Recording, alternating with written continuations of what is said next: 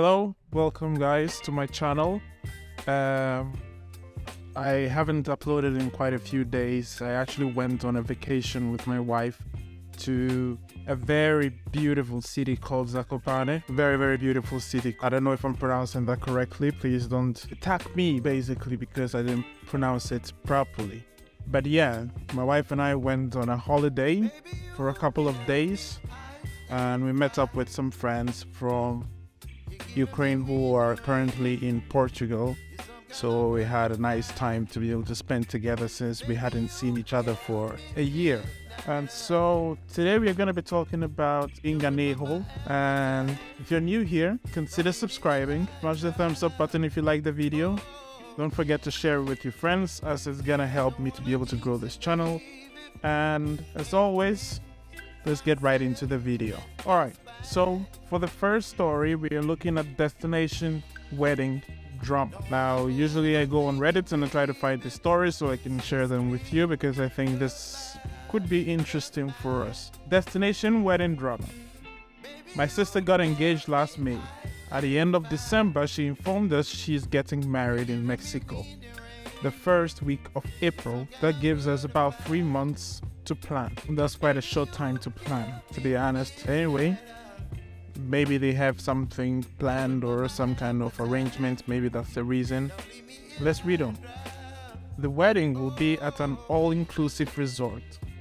Because the wedding is scheduled to take place at spring break, the prices are astronomical for flights and hotel. I'm sure it will be because a lot of people are going to celebrate spring break. And from I've never been to the US, but then looking or watching videos in the US, it seems like the spring break is like a big deal. So I don't know, I think probably it's gonna be extremely high during the time because a lot of people want to party. But anyway, let's proceed. I was honest with her and said I needed some time to think about this more and that ultimately it would come down to finances, notice, and work schedules. Yeah, so basically you have work to do, you have a lot of things to do, so that's the thing about destination weddings. You basically need to cancel all your plans and try to be able to make time for that. I don't see the reason why a lot of people are doing a lot of destination weddings these days. Just think if you want to get married, just get married. Anyway, if you have the money and you want to do it, it's up to you. The truth is we can't afford this trip, as we're now estimating it in the $4 to $6K range for a 4 to 5 day excursion. 2 of those days are travel days. So basically you're spending 2 days to travel and you're going to just spend the rest, which is 2 to 3 days on excursions. But it's pretty expensive. 4 to 6K? Does that include feeding? Because it seems to me like this has to do with transportation and maybe accommodation, but does not include feeding. You might not even enjoy your time spending so much money if you don't have that kind of money to spend. I am getting pressure from other family members that I have to be there, and she said it wouldn't be the same without you. I feel like I'm damned if I do and damned if I don't. Either way, I will suffer with debt or the guilt from not attending. Listen, for me, I just believe that if you're going to spend a lot of money on a wedding and put yourself in a debt, it's not worth it to have that kind of stress. It's always better to have a clear, free mind. And yes, the issues will come from the family and that kind of thing, but at the end of the day, really, it's family. At the end of the day, I'm sure you can work something out.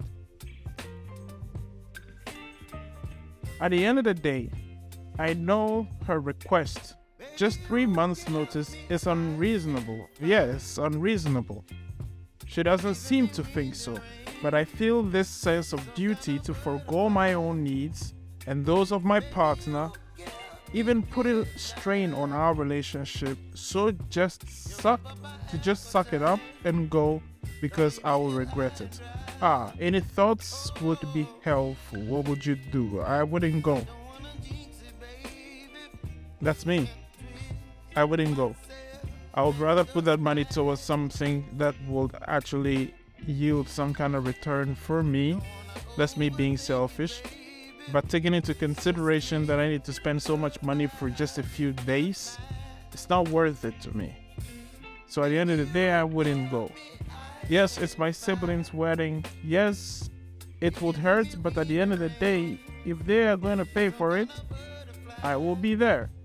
But if it's something that I need to pay and I know clearly that I don't have it, that I have to go into debt, I'm not going to do it. I'm sorry, but I'm not going to do it. Alright, so that was the first story. Let's move on to the next one. The next one is a little bit longer. So let's move on to that one, and then we will wrap up the video. Am I the a-hole for dropping out as my brother's best man a couple of days before his wedding? Seems interesting, right? My brother got married this past weekend. I was supposed to be his best man. Okay, so it happened already.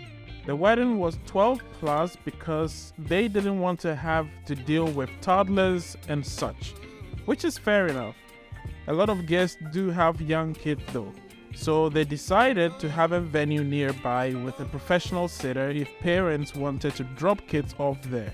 That's quite understandable.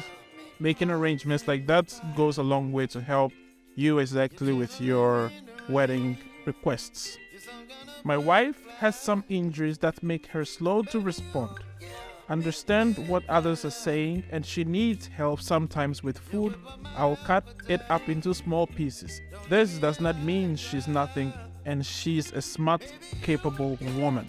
They had the rehearsal dinner. At the end, my sister-in-law pulled me aside saying she had to discuss something with me. I think I see where this is going. It's like you're going to talk about the wife. She said they told us about the additional venue they will be having for their wedding. I said yes. Then she asked if my wife had any particular food preferences and they would order extra food for her there. Oh, this sister-in-law is an a-hole. Oh, she's an a-hole. Can't believe what she's saying here. Like, seriously? This is his wife. I was extremely confused and told her we already gave our meal choices, but she said my wife would be better suited at the second venue. Yeah. I don't know what to say. I want to use a bad word in a different language, but at the same time, I don't want to use it because it's a Russian word. I remember just sort of staring at her for a bit and asking if she was serious.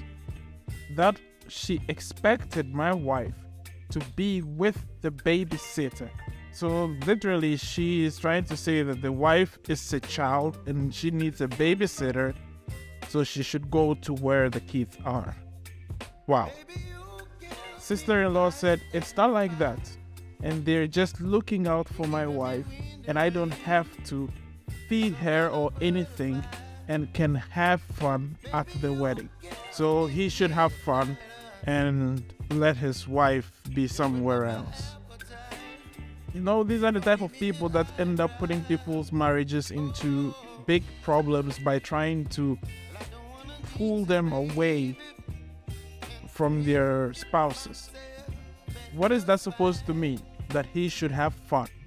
And what happens with his wife? To go sit somewhere and just be there, doing nothing, looking at kids running up and down and playing and having fun, and she just sits there? Is that what? Oh, good God. Let's continue.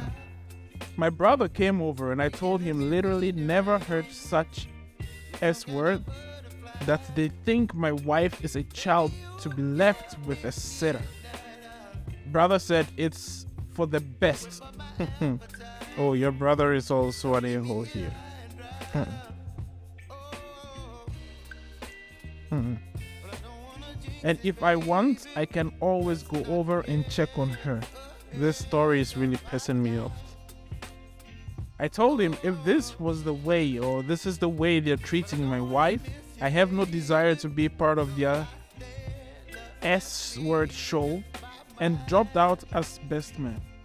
Well, all hell broke loose and some people agreed I was right, but my parents texted, called, everything, saying that they don't agree with this either, but it's their choice and to get over my ego and come. This is crazy. This is crazy. And the parents don't even realize what is happening. And they're enabling it. This is what happens when people who feel entitled start to or plan a wedding, and then they feel that entitlement so much that they want to control every aspect of everything that is going to happen that day, including trying to control another person's life. I didn't end up going. I did hear they got one of the groomsmen to give a speech and overall it was fine, but my brother sent me a text saying that he expected better from me. No, you should have done the better thing. You should have been in the position to let them understand that this is your brother's wife. And yet you kicked your brother's wife away. You want to get married and you are trying to... If it was you in that same situation, what would you do? I replied back saying I expected better from him. My sister-in-law sent a long text that I ruined their big day on purpose and made them look bad. No, it didn't make you look bad. You are terrible. You are a terrible human being in general. This has nothing to do with making you look bad. You already are a bad person. To be able to put yourself in such a situation where you do something like this and think that is actually okay. Some families, oh God. Some families. Anyways, guys, that brings us to the end of this video. And let me know in the comments what you guys think about these stories. Let me know down there. And if you like the video, don't forget to hit the thumbs up button. Consider subscribing and also share with your friends because it goes a long way to help me be able to grow the channel. And until the next video, cheers.